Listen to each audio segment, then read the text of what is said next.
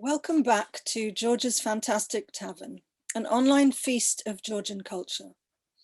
For those just joining us, I'm Maya Jaggi, the Artistic Director in London, bringing you this festival with Writers' House of Georgia in Tbilisi and partners the British Library and Words Without Borders in New York.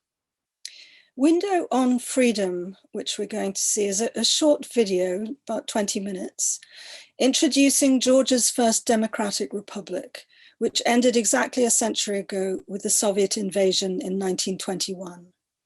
We'll hear about its history and cafe culture and the starburst of modernist writing and art fueled by independence through 3 points of view.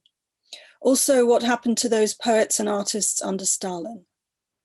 This video was specially made by Writers' House of Georgia during COVID curfews and lockdown, and takes you inside what remains of one of the artistic cafe clubs of 1910's Tbilisi. Then I'll be speaking to two of Georgia's leading writers, Aka Morchiladze and Dato Turashvili, about Liberty's Feast and Hangover.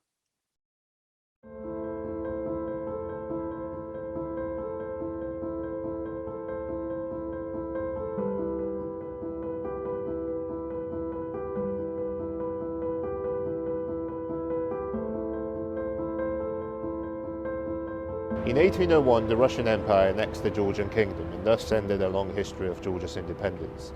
This was followed by a heavy-handed imperial regime because Georgia was a buffer zone between the constantly warring Ottoman and Russian empires. Everything changed in 1844 when the imperial regime was relaxed and Caucasian viceroyalty introduced. Since then, Georgia as a phenomenon was maintained mostly by its culture. In the first decades of the new century, Georgia was living a dynamic political life. Mensheviks, Bolsheviks, liberals, social revolutionaries, anarchists, conservatives were struggling to win the hearts and minds of the Georgians. Eventually, the Mensheviks, led by the charismatic Noe Jordania, turned out to be the most successful. They soon managed to drive out the Bolsheviks and become the de facto ruling party in Georgia. When the Russian Revolution took place in 1917, the Russian rule in Caucasia was already nominal. In spring 1917, the viceroy fled the Caucasus and Georgia was suddenly in the hands of the political parties. In fall 1917, the first National Assembly was elected and presided by Noe Jordania. The First World War was a catalyst for Georgia's independence. Soon after it started, the Ottoman Empire annexed the bigger part of southwestern Georgia. In order to secure its territorial integrity, Georgia and other Caucasian republics have to unite and form an odd political entity called the Transcaucasian Democratic Federation. On 26 May 1918, in the former residence of the Russian viceroy, Georgia's independence was announced. In the 2.5 years of independence, much was achieved. Tbilisi State University, the first university in the Caucasus, was founded. A daring agricultural and administrative reform was initiated. Writers, poets, artists, musicians, academics found a new momentum for their work in the celebration of the impossible independence. All the symbols and institutions of statehood were formed. The tricolour flag, the coat of arms, and the anthem were adopted, and a multi-ethnic, multi-party constituent assembly, which included 5 women, was created, which managed to pass some of the most progressive laws of the era. Finally, in February 1921, a progressive constitution was adopted, which guaranteed human rights, especially those of the ethnic minorities, women and other groups who were never before represented in the Georgian body politic.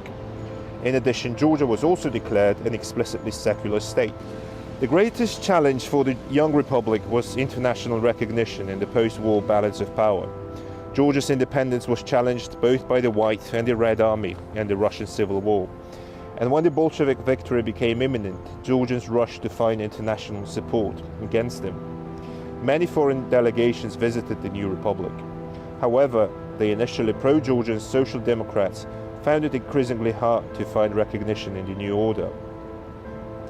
After a tremendous effort of Georgian diplomats, first de facto and then officially, the Allies recognized Georgia's independence. Despite this international recognition, 4 days after the constitution was adopted, on 25 February, the Bolsheviks marched into Tbilisi. The pretext, as usual, for Georgia's occupation was the support for the local Bolsheviks. who were allegedly suffering under the Menshevik regime. In the next couple of years, Stalin and the Bolsheviks terminated the republic, exiled its leaders, wiped out its institutions, and exterminated its intellectual elites. A desperate insurrection followed in 1924, which ended in further repressions and killing. Although for nearly 30 years Georgians have been celebrating their independence of 26 May 1918, the story of Georgia's independence and the Democratic Republic is only now being told.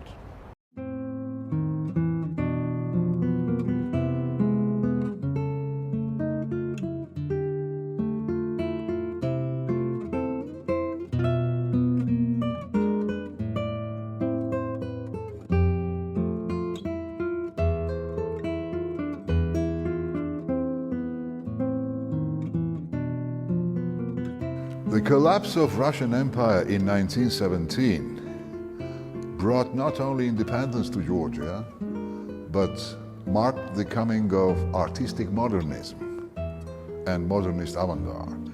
In late 1910s and early 1920s, Tbilisi, or Tiflis, as the city was called at the time, turned into a center attracting many poets and artists trying to escape Russian civil war, seeking warmth, peace, good food and wine.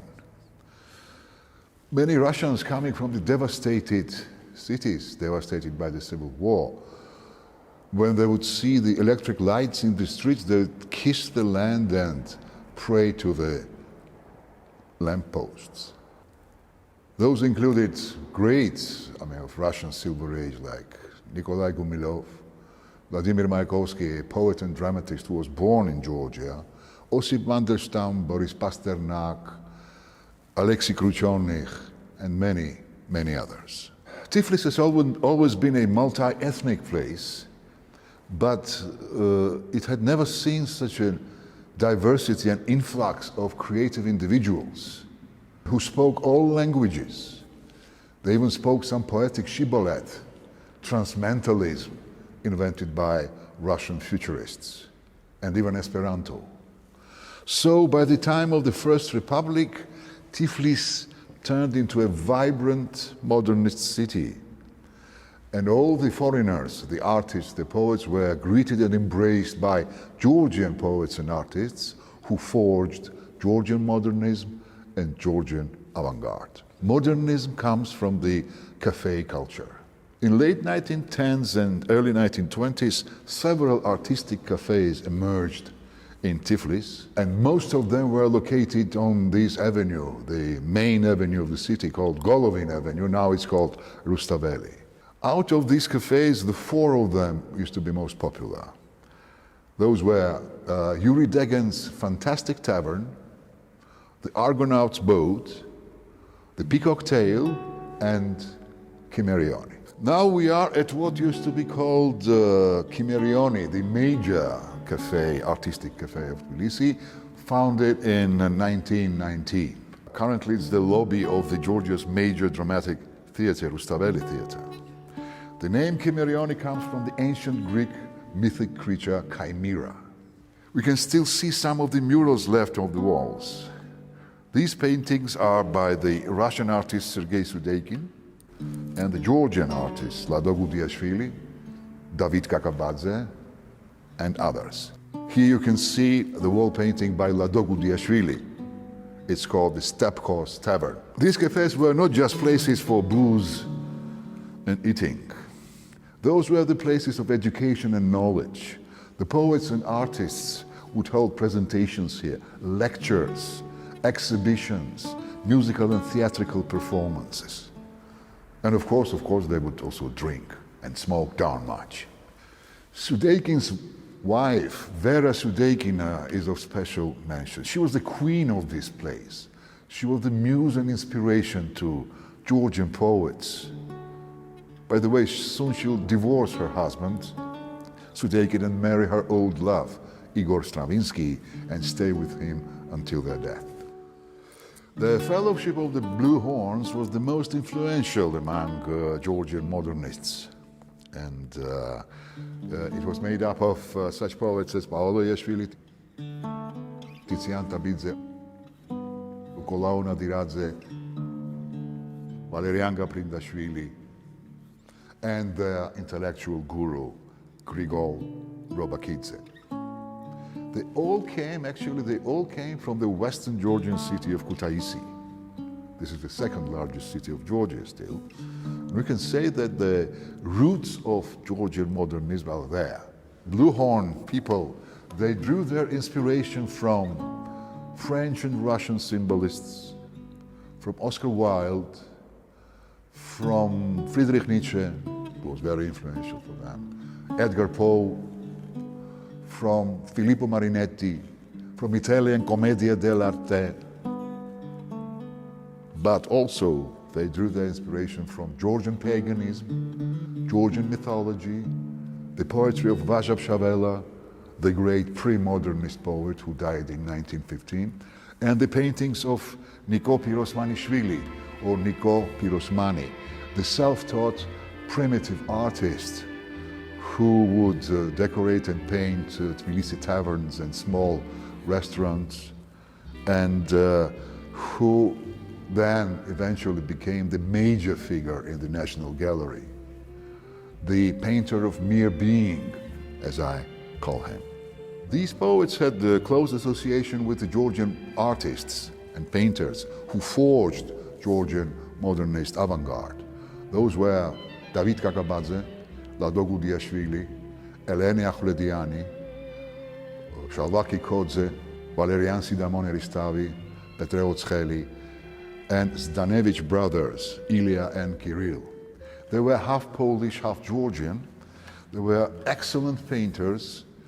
They were amazing book designers, stage designers, and writers. They came up with the concept of everythingness, or orchestral style, saying that every style is acceptable and good for expressing your artistic vision. Add to them the reformers of Georgian theater, Konstantin Marjanishvili, Sandro Akhmeteli, the filmmaker Mikhail Kalatozov, and you'll get the broad picture of Georgian modernism. Kimerioni was the site where Georgian symbolists and Cubo-futurists and Dadaists would clash. I can see some episodes still, they come like chimeras to me. I can see Paolo Iashvili and Tizian Tabidze, their Russian friends, reciting their poems, stating their artistic vision. And I can see Grigol Robakidze sitting in the corner, surrounded by young students, and he's uncovering to them the mysteries of modern art and Weltanschauung, while the futurists will show up with herrings instead of their ties, producing stench, and producing even worse stench by burning sulfur in the bowls and walking among the tables. Suddenly, one of the futurists, Nyogol Chachava, stealing at Grigol Robakidze, snatches the wig from the head of the guru and starts running with this wig around the tables like a savage headhunter and rapping his Dadaist poem.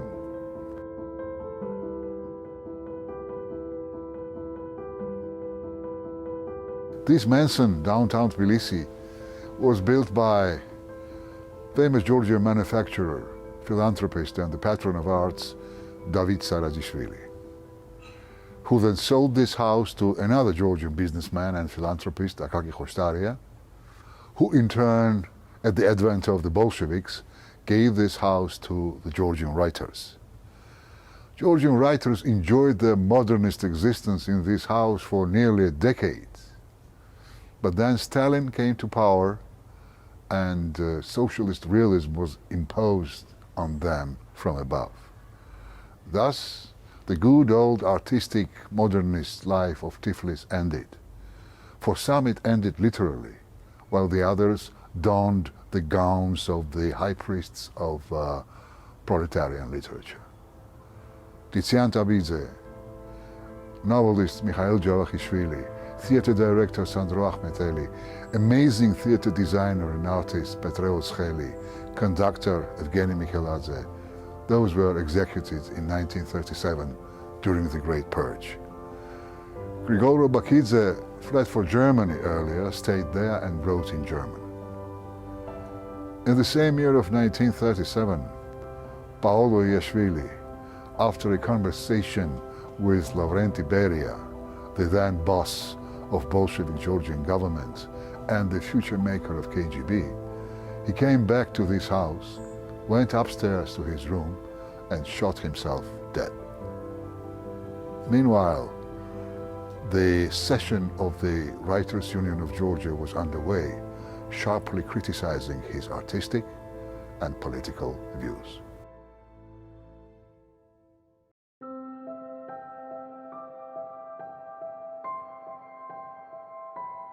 Pirosmani was born in Georgia. He was from the very poor farmer's family, but he was living near the famous old Christian church, where he, of course, studied some Christian icon painting. The Georgian frescoes are brilliant, and architecture, of course, of medieval times. When he came in Tbilisi, he used this knowledge and began to paint these tavernas.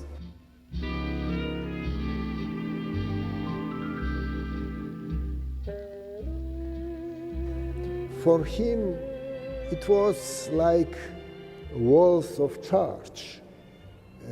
And when the radical avant-gardists like Russian French artist Ledandieu and his friends, brothers Danevich,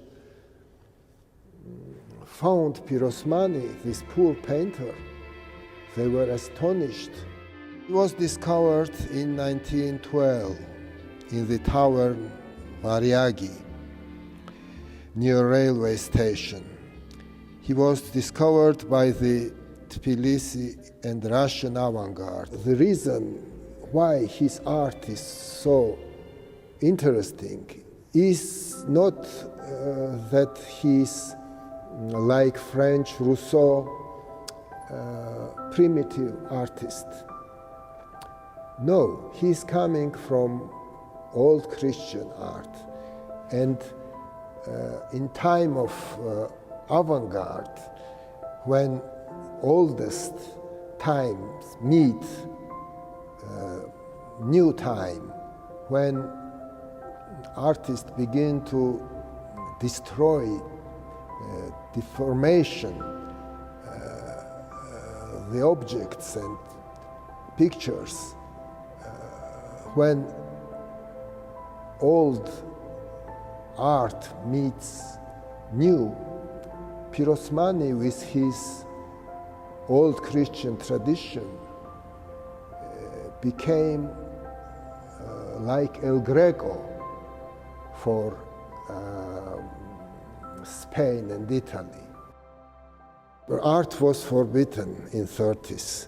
Many artists at first time worked in theaters and worked for filmmakers, and it was beautiful time for these films.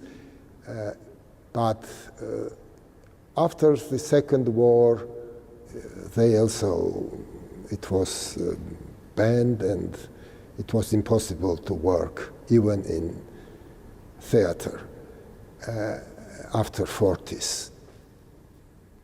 Even when I was student in Art Academy in 70s, everything after Impressionism was banned.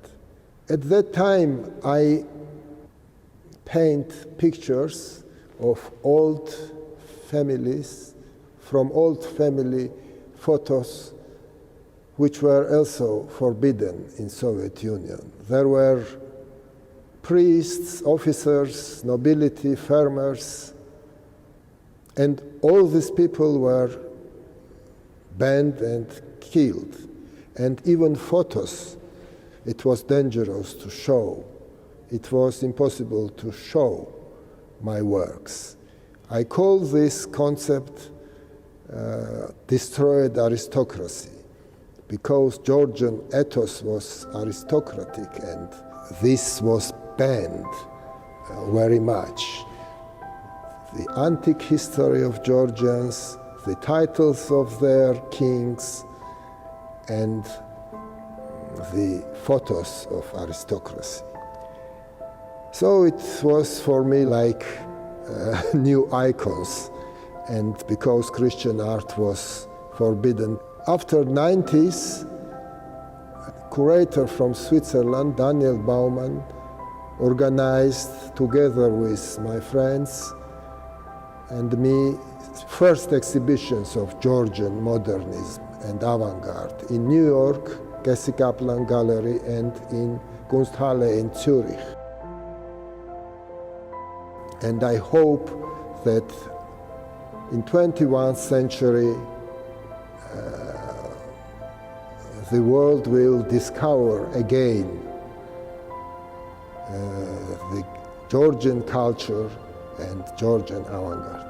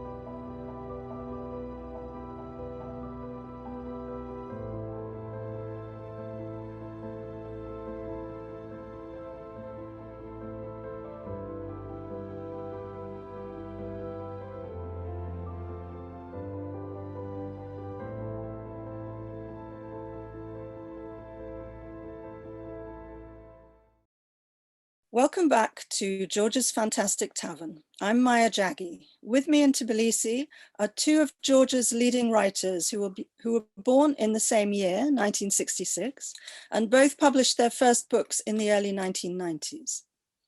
Aka Morchiladze is the pen name of Gio Akflediani, a novelist, screenwriter, and literary historian who has written more than 24 books and won the Saba Prize, Georgia's highest literary award, on several occasions, including for his novel Obole. He has also taught history at Tbilisi State University, worked as a sports journalist, and presented cultural series on Georgian TV. Dato Turashvili is a novelist, playwright, and screenwriter with many best-selling books, who has also won the Saba Prize on more than one occasion for Best Play. He studied literature, film, and art history in Tbilisi, London, and Madrid universities, and also translates prose and poetry from Russian, Spanish, and English. Dato was an anti-Soviet student leader and also an activist in the Rose Revolution of 2003. He is also a mountaineer and a TV book show host. More information at the website georgiasfantastictavern.com. Welcome both to the tavern. This is the centenary of the Soviet occupation of Georgia, when the Red Army occupied Tbilisi in 1921 and ended the short-lived Republic of Georgia, founded, as we've just seen, in 1918. I wondered, what does the 25th of February mean to each of you? Could I start with you, Gio? It's quite plain. It's a simple thing. It's a very sad day. In boyhood, when you never know about the story that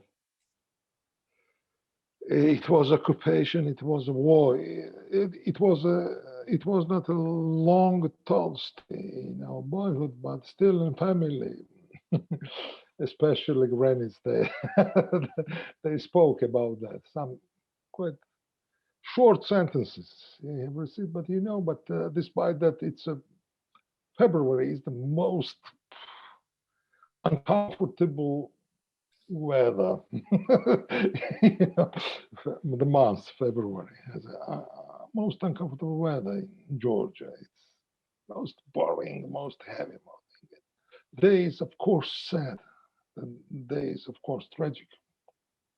That's that. That's that because days before, even a week, the war started in 10th or 11th of February, January.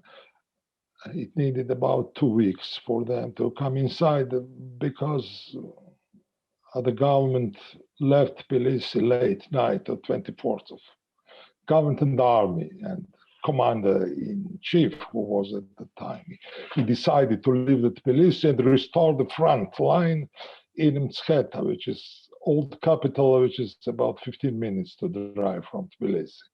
But of course, the front was never restored, and even prime minister who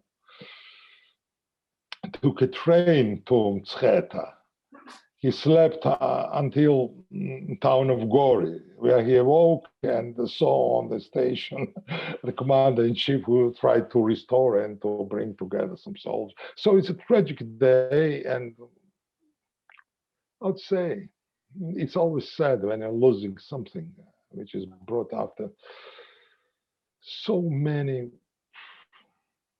Many people tried to restore Georgian independence during a century and before, because Georgia was independent during, even in medieval centuries, for it would take 2 or 3 centuries, and 7 centuries we all struggle to restore it. So it's the one of the last days you can find so sad and tragic for that.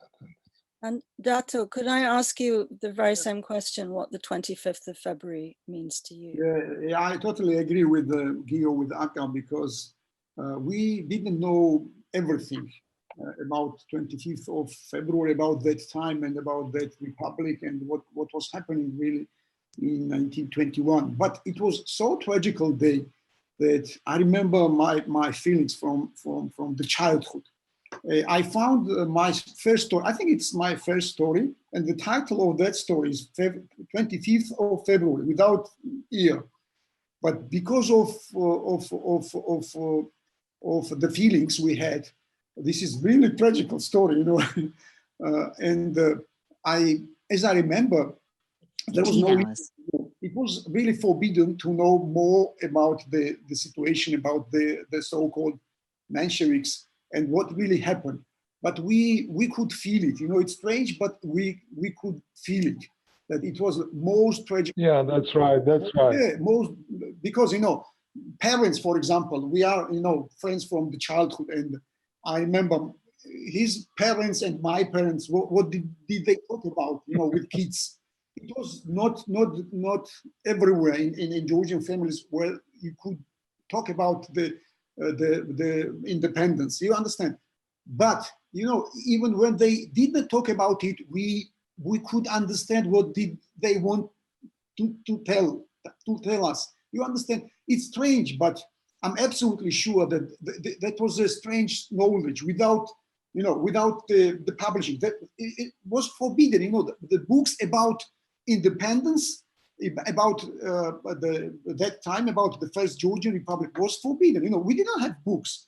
We could not read about the independence. But it's strange, but it's true. We knew it from the childhood that there was the time, 3 years, where we had independent country with the parliament, with the own constitution, by the way, and so on and so on. And we lost it. We knew it.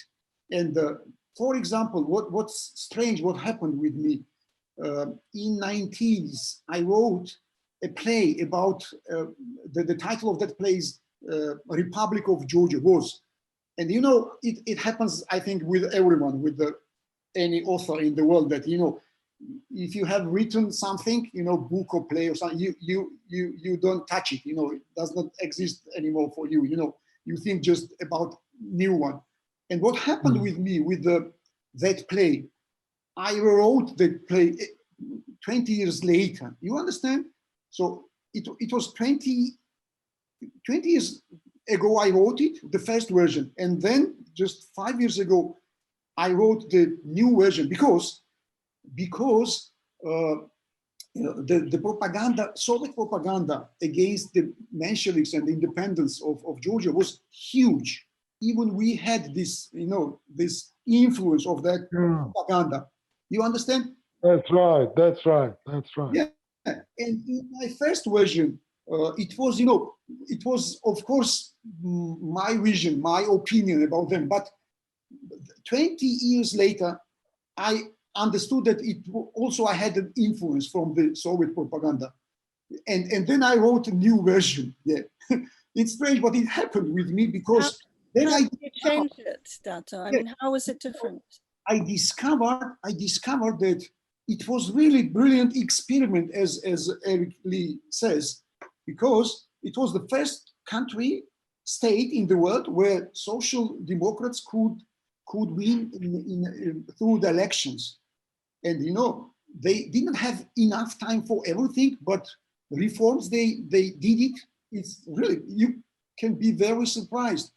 Even now, 100 years later, and they, the Constitution, by the way, yesterday was 20.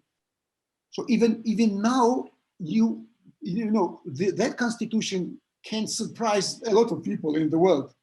And I think that then I discovered when it was possible to read about that independence of Georgia, then I discovered that it was really brilliant, really a new golden age for us, because that was end of 19th and the beginning of 20th century. So we really had brilliant heads and really big stars, not Georgians, international stars, in politicians, scientists, writers, poets, film directors, theater directors, and so on. And the Soviets, they finished it. So that experiment. So we lost it. Really brilliant chance to be very contemporary country, and the all wishes generally the people had during many centuries, we could realize in that Republic of Georgia. It's true. So I mean, the human rights, the women rights, and all rights, and the minorities, and everything, which is for what people fought or they are fighting still nowadays. So we had it 100 years ago. So, and then I understood, and then I realized that we can be very proud because of our past, not only because of wine, Georgian wine, famous and really good, because not only folk music, polyphonic culture and so on, architecture, also for the first Georgian Republic.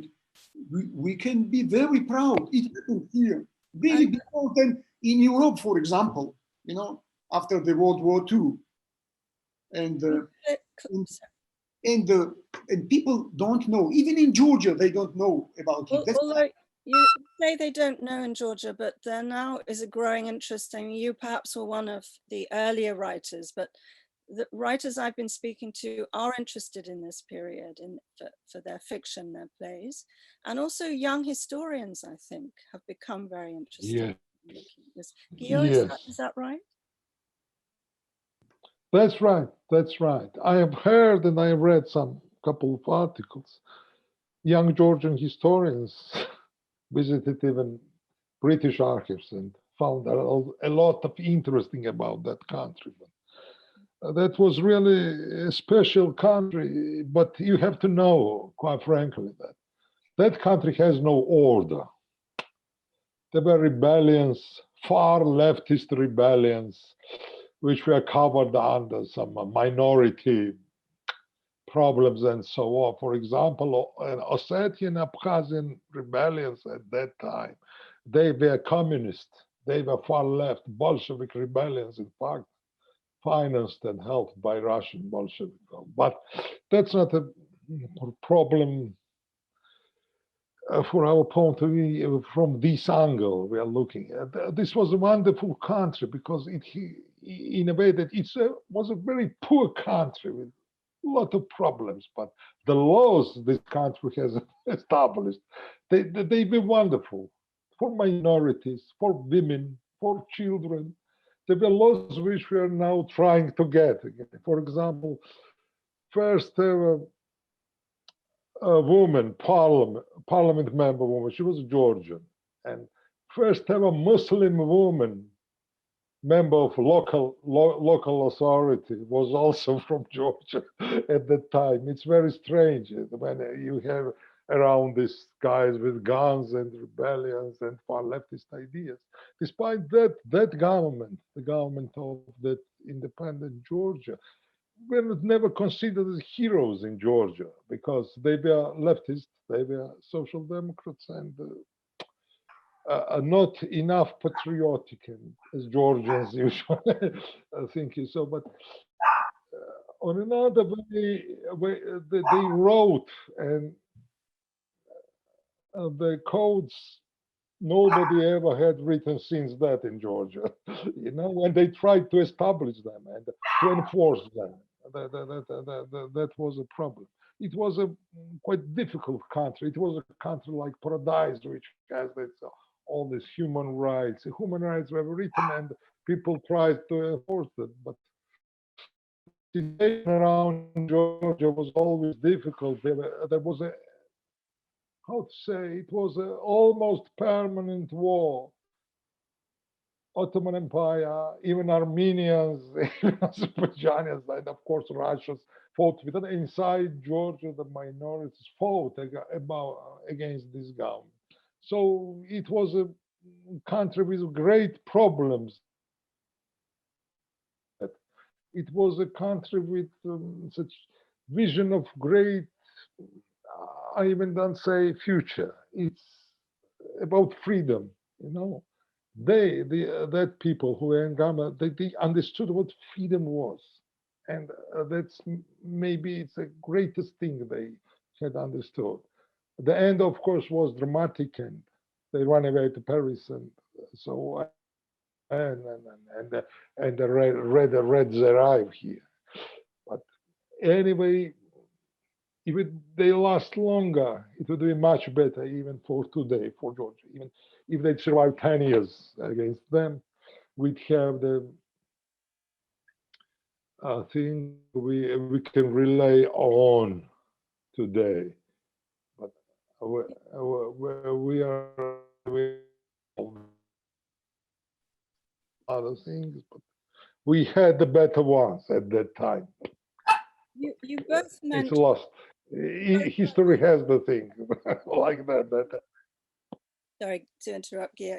You both mentioned minorities in Yeah. relation to the First Republic, and I just wanted to ask you because Yeah. when the Soviet Union collapsed, then 70 years later in 1990, Yes. independence was declared in the name of the First Republic. Now, I wondered how you see that. Yeah, that became a problem because the constitution of the republic, that gave the freedoms which were already considered as the old ones, and at that time, 8 years ago, they were perfect for Abkhazia and Ossetia. But the communists worked there. There was one rebellion in Abkhazia at the time, as I remember, and the 3 in Ossetia, because Ossetia was close to Tbilisi. That's it. We call it Ossetia. It's not Ossetia. It's the inner Kartli, inner Georgia, we call it. So, of course, the restoration of that constitution was the reason, for example, for Russians and others. Oh, look, there is no autonomy there, but no talks about autonomy was in 1821. It was logical because. Dato, would you like to? Yes, so I maybe think He's more political, so he can say more about that. The childhood. You know, was a day because also maybe you know that in 20s, in the beginning, and then in 30s, a lot of the best thinkers, Georgian best heads, best really part of the society, they disappeared or they were sent to Siberia. Can you imagine? And of course, 70 years later, we were different nation, so-called post-Soviet nation. That's why, of course, that First Republic had so many mistakes, that government, I mean, but also they were very successful because the politicians were absolutely different. If you see, if you read the list of members of that parliament and the members of parliament nowadays we have in Georgia, you know, you can be shocked because there's a huge difference, you know, absolutely. There are so many people, they don't know what does it mean to be a member of parliament, or what does it mean to think about democracy or about human rights and so on and so on. That's why I think the mistakes you asked, Maya, mistakes, they come from the Soviet regime, from the Soviet period, from the mentality as a result. Exactly. The Soviet period, you understand? So after the restoration of independence and declaration of the independence again, I mean the beginning of 90s, we could not understand immediately what was happening. You understand? We didn't know what to do, how to make first steps. That's why we had so many mistakes, because we didn't know what to do, how to build the, you know, we were born again, but without the knowledge the citizens they have generally. We lost it. We were not citizens of Georgia or any country. It was not a state. I mean, the Soviet Union. It was a regime, and you know, to spend 70 years in the Soviet Union, if you were not born there or you did not spend years there, you can't understand. But you know what we have, and we had in the beginning of 90s. This is a result of that Soviet mentality. So we need the time. We need time. Now we started to understand why did we make those mistakes, and now we try not to repeat them. You understand? 30 years later, maybe it's too late, but we didn't know what to do that time. That's why we try now to make right steps as a country, as a society. You know, when we think about the minorities, you know, now we know more. Now we are sure that always exists a solution. Peacefully we can do it. You know, and we didn't know it before because we are post-Soviet country. Still, we are post-Soviet country. That's the problem number one, I think, in Georgia. The mentality problem, it comes from the Soviet time.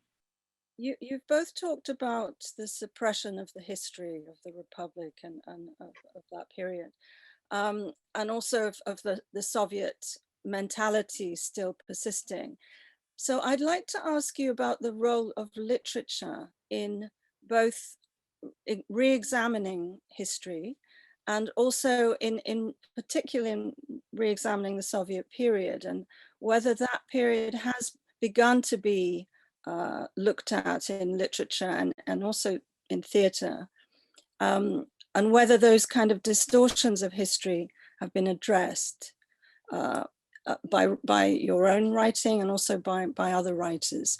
Can I ask you, Gio, to speak to that? Yeah, of course. Now at my age, now I think that what I have in future left in future to live, I have to write as much as I can about Soviet life.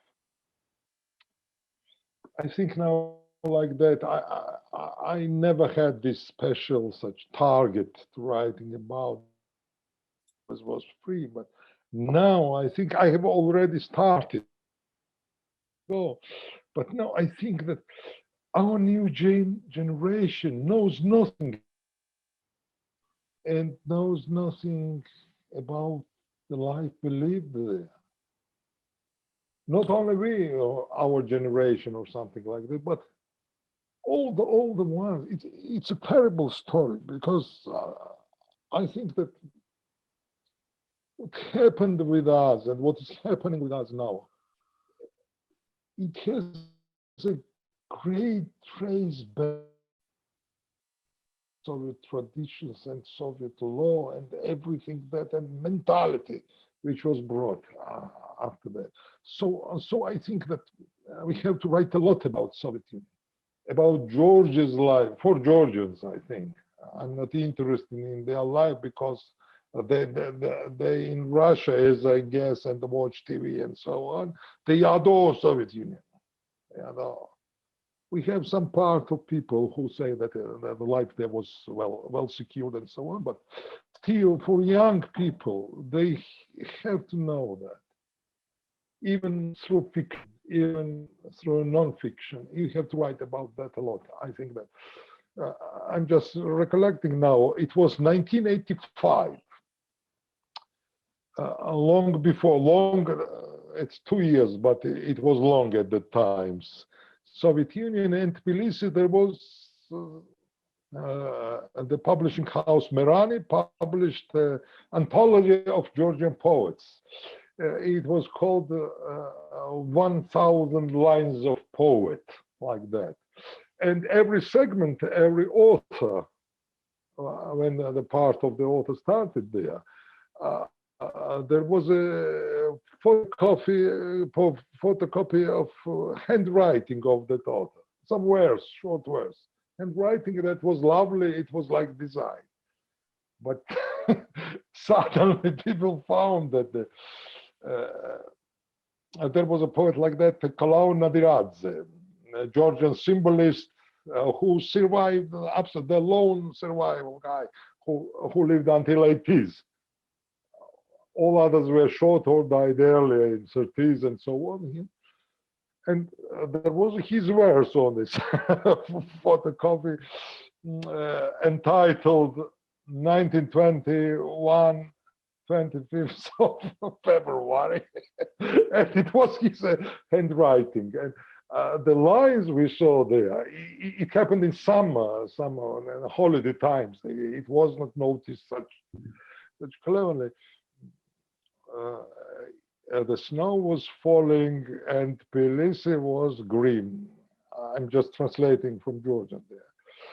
And also the Grim Reaper with scythe, saddled on white horse, arrived in, and people were silent. It was quite a long poem about how Russians entered Tbilisi. And it was a great confusion because how this verse could pass through all this censorship and so on, but it happened. So all these editors and even painters and designers were removed from the publishing house, but I still have that book.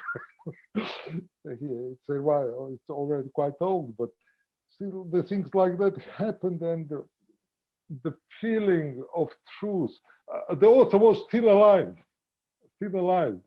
and there was a date on this verse, 1969, and everybody thought that's not truth. He wrote it in 1922 or 21, something like that. But the kind of truth helped at that time, but today it's a different century. That things can't move, can't uplift the young people. Say you have to write more wider, more to explain for them, and so on. That's what I'm speaking about. So it was quite long, but I want to say. Well, Dato, your perhaps your most famous novel, certainly internationally, is Jean's Generation, which was translated by Aka Morchiladze as flight from the USSR, and was based on the true story of 7 young Georgians who hijacked a Soviet airliner in 1983 to escape to the West. And most of them were executed in a kind of echo of the Stalinist purges in a way. That was written as a stage play originally in 2001. So I wondered what made you feel you had to write about Soviet history that was so recent, but as much for a new generation who didn't know it. Yes, thank you very much. Yeah, it's strange that it's very popular, this book, and it's translated into many languages. But in Georgia, it's strange that, you know, nobody knows how many copies did they sell, because this book has really very many books. Even those, they don't read books generally, you know, I know that from their parents. Even those young people, I mean, they read this book. It is strange because why this book became so, I don't know, you know, but I remember why did I write it, because so we didn't know them personally. They were older, but yeah, you know, they were all older. We didn't know them personally, but from the same neighborhood they were. And when it happened 1983. I remember I was thinking so many times about the situation in that plane, about if I knew them, if I was the friend, you know, if I knew what was happening, if I decided to join them, you know, that's why I think I wrote the book, because I had so many questions that I thought that the only one solution is to write a book about those guys, you know, to understand what was happening there. Then, you know, there was a very famous musician, Irakli Charkuyani, best friend of main character, Vega. And, you know, I was asking everyone, they knew personally them. And I understood that, and then I discovered that it was 45th case. Can you imagine? 45th case of hijacking a plane from the Soviet Georgia. We didn't know, because the Soviet Union was very isolated country, you know. We did not, you know, even to get the information was forbidden, and it was impossible. I remember my father, almost every evening, listening to the radio, small radio, Soviet radio, and the very noisy radio he had. Nothing, he couldn't understand anything, you know. But can you imagine? He was so good. He could, between the noises, he could understand what the man or woman was talking about, because it was Voice of America or Freedom from Munich. You understand? Before, I could not understand what the people they were talking about, but my father, can you imagine? Because it was the only one different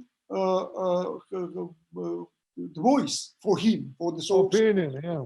Yeah, that's true. And then I discovered it was 45th case to hijack a plane. Interesting that everywhere they published this book in 15 countries. Everywhere they changed the title. So, you know, the Georgian version is Gene's Generation, you know, because of, you know, what did it mean for Georgians, for Soviet generations, the genes, which was not forbidden, but it was not easy to find. You know, it was, my grandmother told me, I asked where to find real American genes. And she said, in Lviv, they have a black market. Can you imagine Lviv?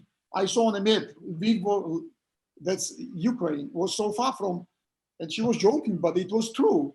It's not easy. It was very expensive. 400 Soviet rubles. You remember here, 400 American genes.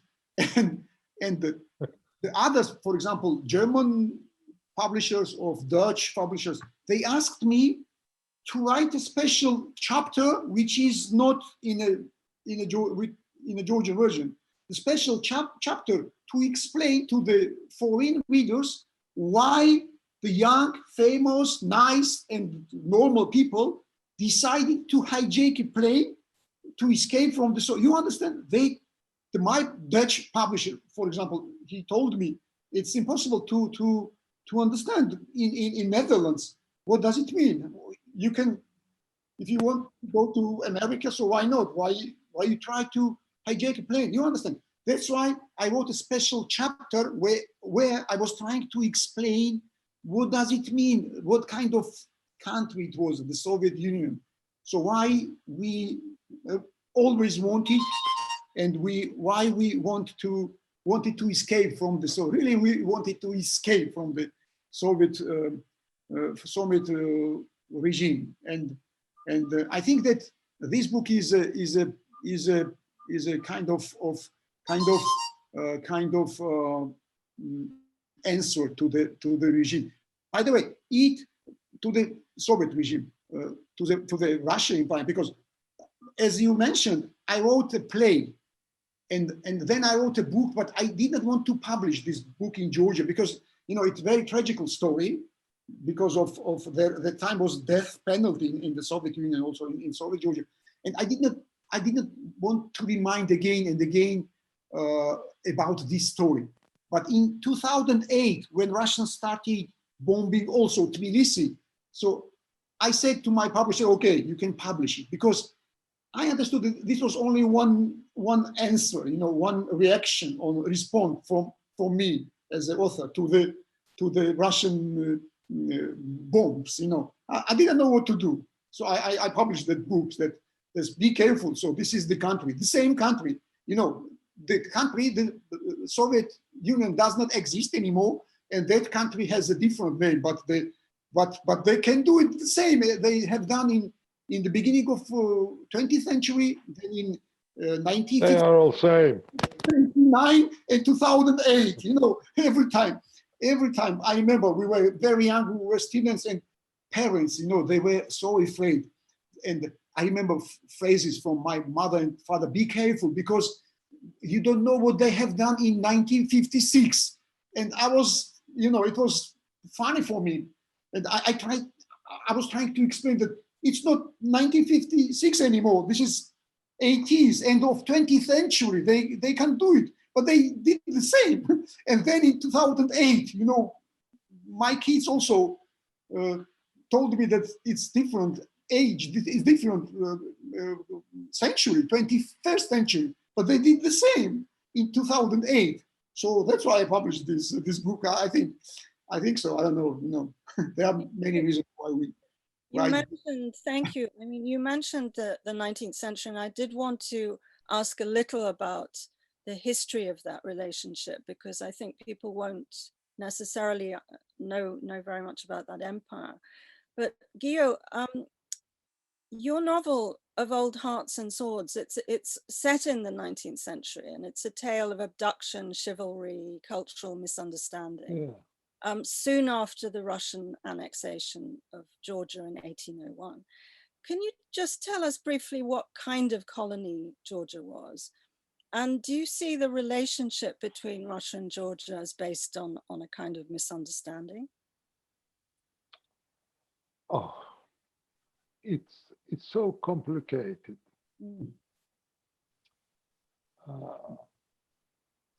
The Georgian kingdom was taken into Russia with a great lie and turned into governance after all that so-called friendship. And the whole huge family of Georgian king, the last king, and also his relatives, and so they were all taken to Russia. And they lived there until their death. No royal family member arrived in Georgia for 50 years, you can imagine. They were taken, there were some dramatic episode there. Queen shot Russian general, the wounded, stabbed Russian general because she didn't want to leave her apartment, and they were taking her by force. Many tragic stories. Of course, when we were younger and we studied our history, how we were taught, you should have said that there were only two ways for Georgia, and two, how to say, negative things, but less negative was to join the Russian Empire. Nobody had joined that in general. Nobody had agreed with that. But still it happened so. And another more negative was, of course, Eastern empires, which we know, which treated Georgia badly and terribly and with genocides for the centuries. And we know the names of that empires. But anyway, on another way, it was a new empire. It was a new role, new laws, totally. My book is about the first 20, 30 years about it. The Georgians couldn't understand the laws which were enforced and established there in Georgia. Maybe they would know better Persian rules because they were longer there, but it's a new young empire who comes with new laws, and the mentality is different. Even the chivalry and even this nobility, they are very different. We know that Georgian nobility came closer to Russians, and what Russia was related on, it was Georgian nobility, not Georgian peasants, not common people who never, even for the century, they never trusted Russia to the end, and never trusted Russian law and Russian judge and Russian court and so on. But the nobility, it has, all these things on their shoulders. They have to work, they have to get money and jewelry and so on, so on. But there was a huge cultural difference, but by the end of the story, there was some strange connection. We have a Georgian, and we have Russian Georgian. As it happens usually with empires and their colonies. It's so difficult to understand because the Russian Empire, of course, damaged Georgia. They say that it made Georgia to survive because Georgia was such. By the end of the 18th century, there was a huge Persian attack on Georgia. It was side that Tbilisi was totally destroyed and burned. Everything, even libraries were burned. Like that is Aka Morchiladze Khan. There was such a Persian Shah. He died soon after that. But after 5-6 years, Russians arrived, and the talks, which started some 25 years ago, at last came to the end and turned Eastern Georgia to governance. But anyway, during the century, Georgia was honest with the Russian Empire. Georgia was not such a guy, swindler, like that, con man for the huge and rich country. Georgia served honestly. That's the thing. But when the time came, what Russians surprised, is that why do they want independence? They are happy with us. They love us. The countries like Russia would never understand the feelings of countries like Georgia. We always want independence. That's a problem. They can't understand. They think that it's hatred. It's not hatred. We just want to take our way and go. Okay, you helped, you damaged, you did a lot of things. You bring here communists who killed best generation of Georgia in 20s. They usually say that 30s are the Stalin. In Georgia, it started in 20s. It's different, and they never know that. So it's quite complicated, and for us, it's painful. For them, it's a feast, and for us, it's a problem. To invite every time man for dinner, whom you don't like much, and he enjoys it. So wonderful, so very great. Once in airport, I met a Georgian sailor who sailed on a Norway ship, and our war was such with the Russians, the last war, which was the 2008. And he said, we all understand them. They enjoy us when we run after them with a bottle in hand. And they have a glass in there, and you just pour, and he drinks, and he's like, "Oh, how wonderful you are." That's not a story for us. That's a story for them. That's a story for such a different empire. I'm comparing with British Empire, comparing with French Empire, and all others, and so on. It's another story. It's a very, very, very long thing to explain, you know. Sure. They just don't understand why we want to be independent far, and why we built all this castle and huge walls on the Caucasian mountain. They don't understand. So that's that. It's a long story to say, quite frankly. To make you condense such a huge story into a very space. But Dato, can I also ask you, in relation to about the Georgian language and what the status of Georgian was during the Tsarist Empire, because the First Republic made a point of language rights. And also, what's the relationship between the Georgian language and kinds of political protests that you've been involved in? So you asked about language, you mean Georgian? Yeah, the status of language in the Tsarist Empire, and also it seems to have been a kind of trigger that when people tried to suppress the Georgian language, there were... We was talking about the beginning of 19th century, when suddenly Georgians discovered absolutely different, new and strange, unusual law in their country, because during many centuries we had before absolutely different, and suddenly, and Russian law was really so cruel for them. It was unbelievable. So and immediately after Georgia became part of the Russian Empire in the beginning of 19th century, they started the so-called rebellions everywhere in Georgia, everywhere, because first of all, because the different law. And what did they bring? You know, the Doev family, they disappeared. You know, most of them, they were sent to Russia. Some of them, they disappeared. But the last king had so many kids, 23 or 24. You understand? So he changed everything. And what did they bring? And it was really exceptional. So, you know, because of a crossroad, or you know, or this where this Georgia is situated. So that's why, because of many reasons, we had so many enemies, you know, huge empires from east, from south, everywhere, from north, from west, and so on. And you mentioned the Ottoman Empire, or Persian Empire, and so on. But it was very unusual. Only Russians decided that the Georgian language is not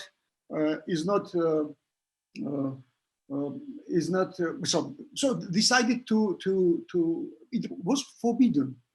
It was the first time. Before, we didn't know any enemy like this, like Russian Empire. Suddenly they decided no more Georgian language. You know, you could talk, of course, at home, or you know, with the kids somewhere, but officially everywhere was only Russian. And can you imagine any institution everywhere only Russian, and you don't understand what's happening, and you only, there was, in the beginning of 19th century, there were just 3 or 2 Georgians, they knew Russian language. And can you imagine suddenly things changed?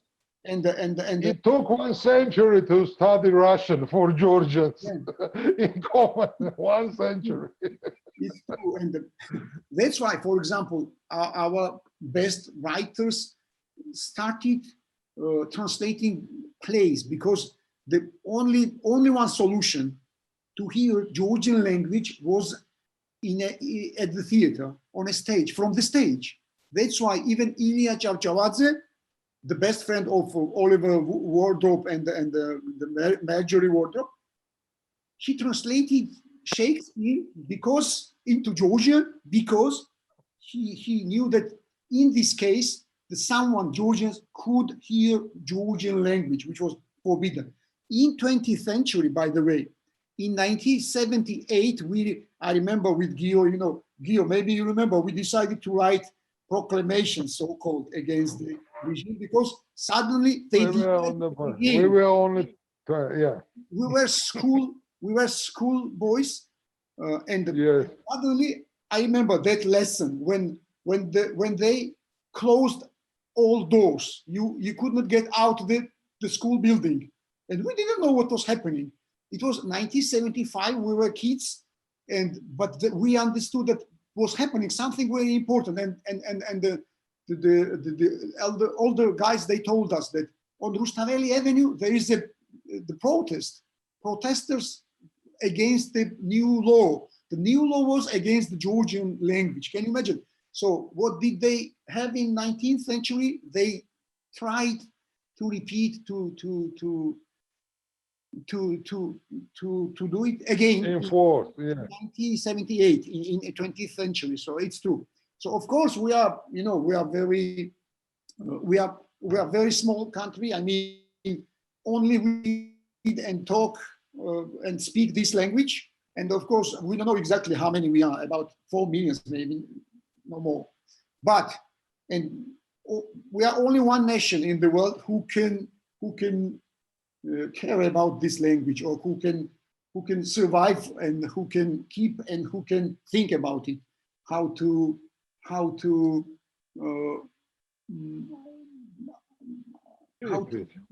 again and again. For us, for example, it's good example.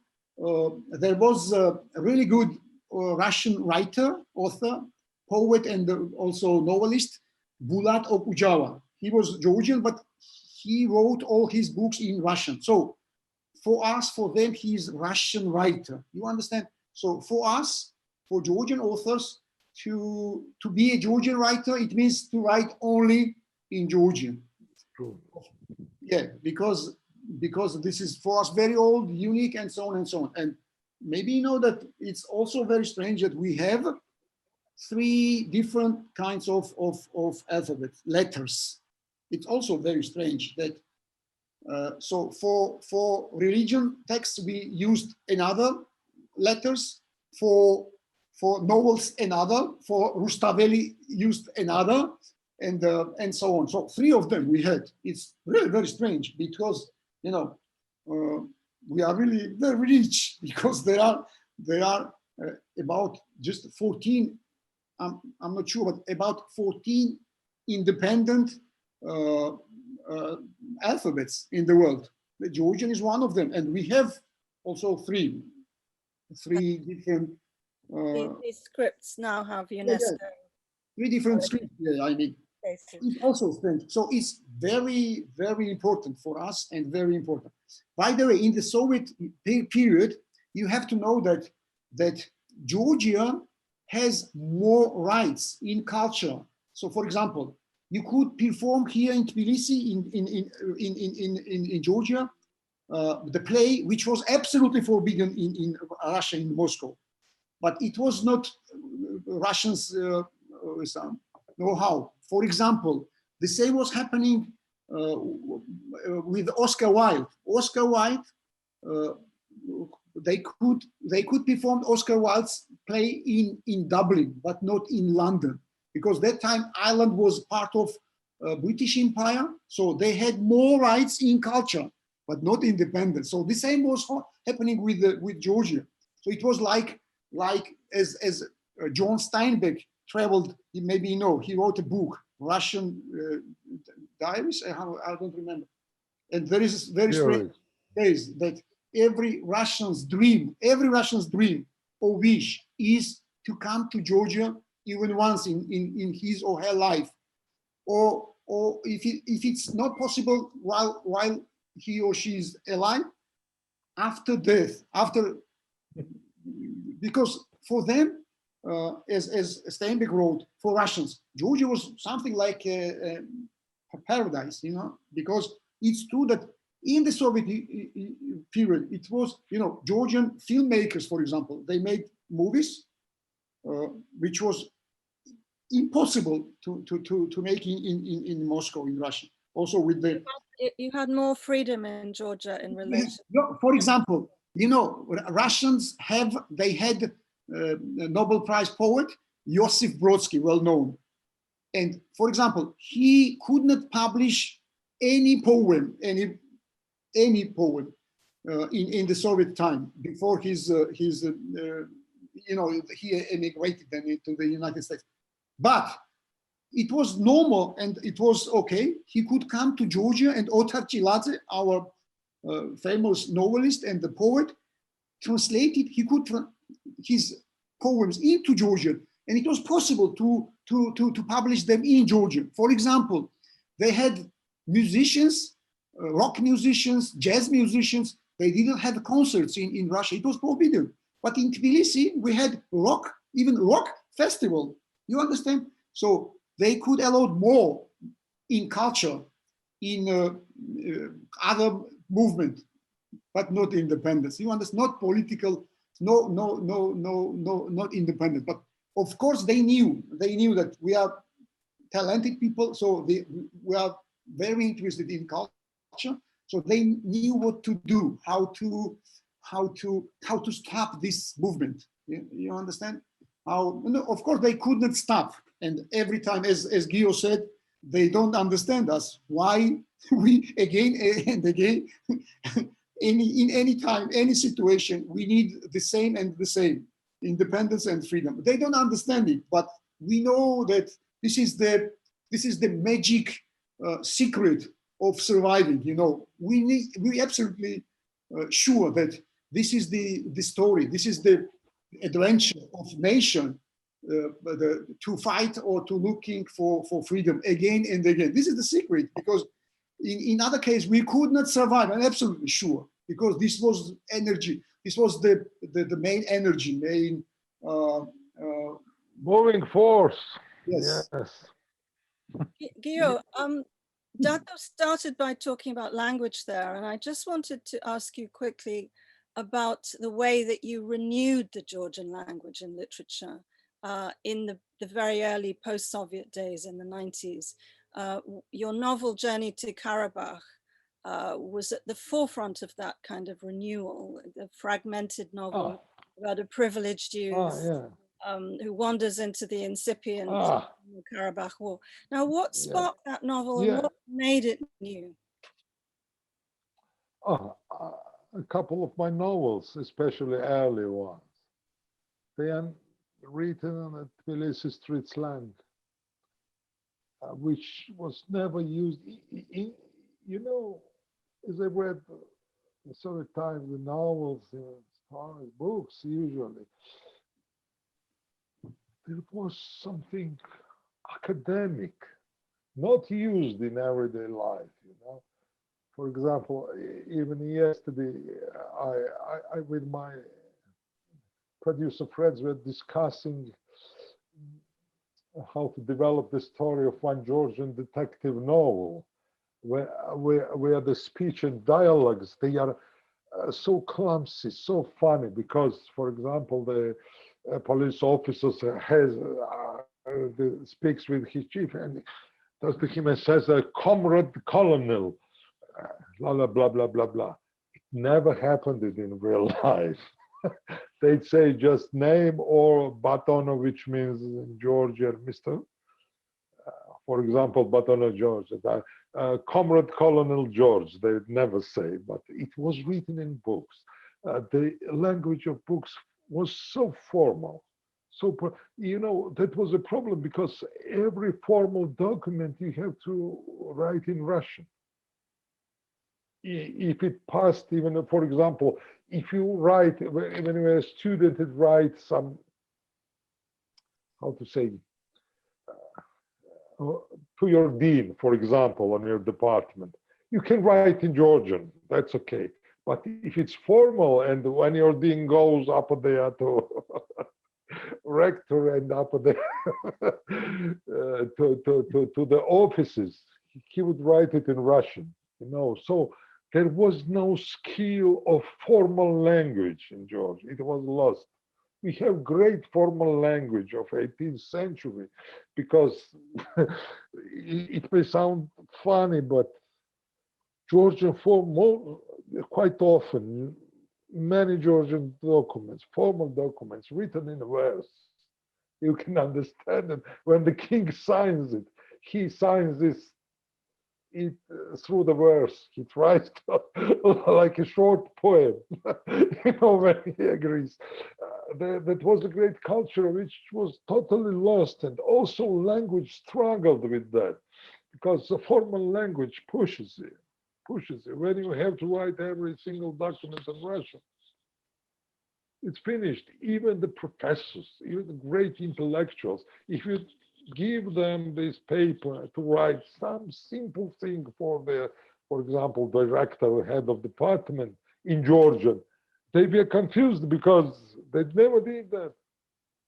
That's why when I had been reading all these books, I always had I was a student, I had a feeling, why the hell they are writing the, I didn't understand quite well that it was forbidden. It was not quite allowed that you are writing, for example, some not very polite words in your dialect to say. So he said, but it wasn't allowed. The dialect should be gentle, so on, so on. And when I started writing my first book, the only reason was that I to bring that street language to some legal view, for example, and something like that, And that was, I think that Georgian speaking language was much rich in Soviet times.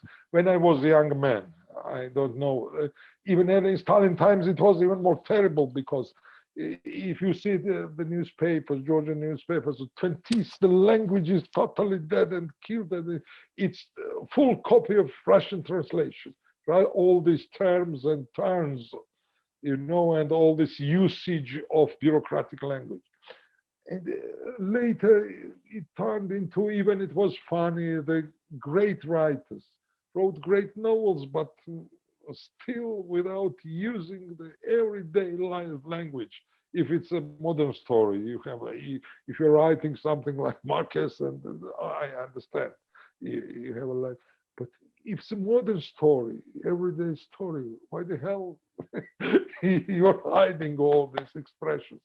So I brought it to my first book, and the second book also, because I think I was quite hungry of showing and introducing that. That's that. I think that probably is regrettably all we have time for now. But thank you both so much for such a rich discussion of history, politics, literature, and language. Thank you, Aka Morchiladze, Ogio Vladiani, and Dato Turashvili. Tomorrow, Thank you so White much. House of Georgia is streaming tavern encounters, and I'll be in conversation with Katie Melua about her childhood, her Georgian childhood, and her life as a singer-songwriter. And then Beka Adamashvili and Lasha Bugadze are in conversation with Claire Armistead about levity and the limits of satire in the new Georgia. Details at georgiasfantastictavern.com.